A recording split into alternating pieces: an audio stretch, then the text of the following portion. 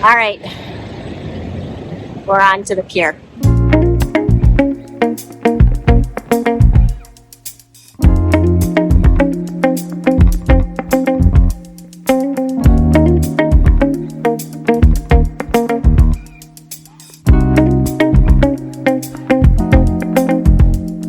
Okay, so we made it, and I just have to wait for Jacob now. I'm sure he's here because he said he'd be here by 12.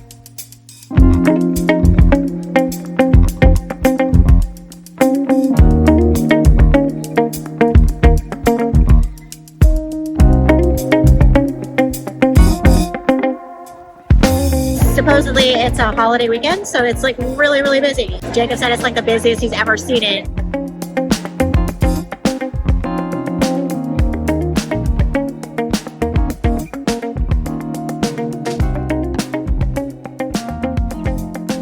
When Jacob Maentz and I first started talking about meeting in the Philippines so I could interview him about his book Homelands, an idea came to me out of the blue. Pretty much like every video that has been created for Filipina American creative, the ideas come to me like quiet whispers. I've never sat down and planned out what I end up filming. The ideas come, and the videos seem to create themselves. It seriously feels like I'm being divinely led, and that I'm just along for the ride. This trip with Jacob to the mystical island of Siquijor is no exception. The idea came, and this is the journey that unfolded. Before speaking to Jacob, I didn't know Siquijor existed. I'd barely just learned that the Visayas were a string of islands between Luzon, the island to the north where my family is from, and Mindanao to the south. Jacob lives in Cebu, which is one of the biggest Visayan islands, and knowing his background with photography and travel, I quickly came to the idea of asking him if he'd be open to going on an adventure with me. I didn't know where, and I didn't know how it would all come together, but I had a feeling Jacob would be an ideal travel companion. So after 6 hours on the, it feels like 6 hours, I think it was 6 hours. 6 hours on the ferry, one stop in Bohol, we are now in Siquijor. We made it! It's an island, it's a real island. It's an island. Oh my God, it's an island. My aim with coming to the Philippines in the first place was to get to know the motherland on a much deeper level. I wanted to break free from feeling like a tourist in the country I come from. I also wanted to experience something different than the rough and tumble of Manila. I wanted a place that felt untouched, less structured, and more natural. Without having met me and only speaking to me once, over Zoom, Jacob thankfully took a leap of faith and agreed to go with me. He proposed a handful of places: Oslo, Dumaguete, Bantayan, and Siquijor.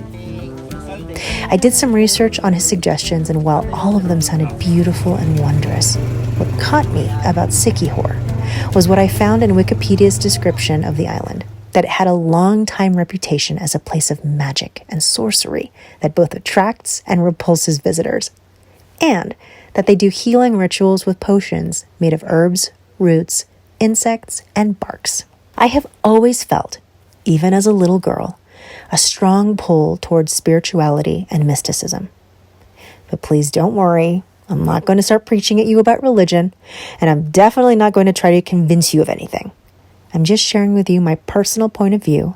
Feel free to listen and take or leave what I share. I'm not very woo-woo, and I definitely don't go in the direction of dark magic, but I do love a good coincidence and seeing how things are connected. I believe in the power of thoughts, but I also believe there needs to be action behind those thoughts in order to shape your reality. I also believe there's something bigger out there that has orchestrated all that we see, feel, and experience, and we've simply been invited to the party. Anything beyond that, or after that, we'll just have to wait and see. Anyway, I'm guessing my pull towards spirituality is because my grandmother who raised me, my ima, was a devout Christian Methodist, and I got to spend my first years on this planet with her, going to church, listening to biblical radio, and praying. We prayed a lot together. My parents, being traditional Filipinos, ended up raising me in the Catholic faith, but I had always found Mass painfully boring. So, when I was a teenager, I decided I was a believer in spirituality, but not attached to any one religious order. Jacob has arranged for us to have motorbikes to go around the island, so I'm going to have to figure out how to ride and drive a motorbike. Wish me luck. In my opinion, I think all religions, despite their many differences, point toward one source. Perhaps the same source? That is bigger and greater than any of us could ever fathom. They gave me a crash course on how to drive a scooter. That's my scooter right there. So we're going to try to do this, and I'm going to try not to kill myself or anybody else for that matter. I don't believe any one human-made concept of religion is better or more correct than the other. Having said all of that, I've been fascinated by the Philippines' spiritual side as it pertains to animism. Animism is the belief that all things, plants, animals, rocks, water, natural systems, and even human-made crafts like weaving and tattoos are connected to the spiritual realm, whether that it actually has a spirit or that it's all part of some divine order. The world, our planet, and the universe are simply magic to me. Pretty, right? It's amazing. All right, so we've been driving around, and it's really a shame that I can't film what I'm seeing because it is incredible. I mean, it's jungle, it's ocean, it's people, it's everything. So you just gotta come out here, check this out for yourself because it's so good. Look. Thanks, Jacob. Yeah, pretty good, pretty great. And the way I've seen Filipinos connect to the land and care for it makes me feel like the Philippines and its people are connected to the natural world on a level that goes way beyond the physical. I saw how my grandfather, my lolo, gardened and grew the most magnificent vegetables in the driest and most unforgiving of desert terrain. My own mother now has a humongous garden that she's growing around her home, mostly made of plants she saves from being thrown away in the back of her local grocery store. She never gardened when I was younger. And now, she's happiest when she's connecting to the earth. I didn't do any digging on where the people of Siquijor got their connection to healing and mysticism. Mostly because I wanted to experience the island without any preconceived notion of what it all meant. You can say that's pretty much how I approached my entire experience in the Philippines. I simply wanted to let it all wash over me. When we landed in Siquijor after taking the ferry ride over from Cebu City, I knew I wanted to try to find someone who could share with me their understanding of spirituality and to learn from them why I had always felt spiritually connected on a deeper level to my human experience, maybe even receive some healing myself. Before going, I was told I should visit the Cambugahay Falls and the century-old Balete tree, but the weekend we chose to travel to the island happened to be Labor Day in the Philippines, so all the most popular spots ended up being overcrowded with tourists.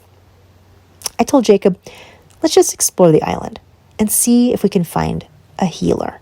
After completing our interview earlier that morning and then getting a crash course on riding a scooter all by myself, we rode around the island.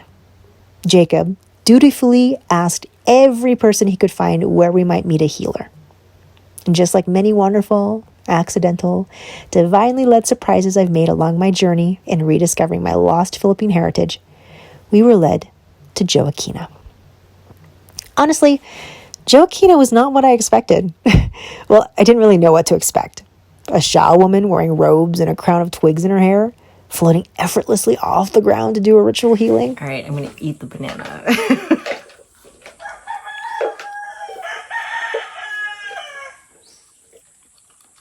Oh, that's really good. It's firmer. Mm-hmm. It's like, wow. It actually tastes like something. Yeah. Thank you. Instead, she seemed normal. She seemed like a tita or auntie. She asked me if I had any ailments and asked if I wanted her to do a healing. I was nervous at first, but her chipper demeanor put me immediately at ease. I described to people my time with her as a mix between a chiropractic visit, talk therapy, and a Reiki session, with just a hint of an ayahuasca trip. She started with having me sit over a pot of smoking charcoal. I later learned the smoke acts as an initial clearing. She then briskly rubbed my shoulders and inspected my back. She said my spine was crooked, and she used massage and stretching techniques to fix my alignment. Then she had me lie down and asked me to swallow a concoction of coconut oil mixed with herbs.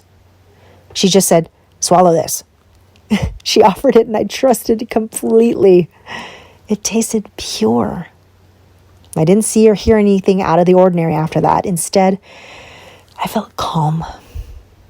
She said I had a dark energy in my solar plexus that she had to release. She dug her fingers deep into my belly to help clear my uterus and digestive tract. Jacob later told me her hands nearly disappeared into my body because she was working so intensely in this area. Whatever she did definitely knocked me out. Toward the end of the session, I started to get really drowsy. I fell asleep for what felt like an eternity, but ended up only being about 10 minutes. When I awoke, she gifted me a potion of oil mixed with herbs, roots, and bark. If she threw in some insects, she didn't tell me. She told me the potion is to help me if I ever feel uneasy about a place, situation, or person. She said to swallow some of the potion to protect me from dark energy. She also gave me a talisman of whittled wood with a string to wear around my neck. I got one for Jacob too, which he still wears to this day.